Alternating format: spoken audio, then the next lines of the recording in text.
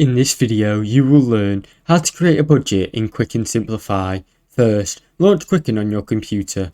Then, in the top menu, click on Planning and select Budgets from the drop-down list. Create a new budget. If it's your first time setting a budget, click on Create New Budget. If you already have a budget, you can choose to edit or modify your existing one. Set your budget period. Choose your budgeting period, such as monthly or yearly, depending on how you want to track your expenses.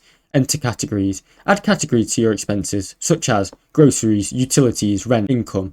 Quicken also may suggest auto categories based on your spending habits. Budget amounts. Set a clear spending limit for each category based on your goals, etc., such as $50 for groceries or $100 for entertainment. Link accounts. Link your bank account, credit cards or other accounts to Quicken. This will help automatically track your spending and compare it with your budget. Review and save. Once you've added your categories and amount, click Done or Save to create your budget.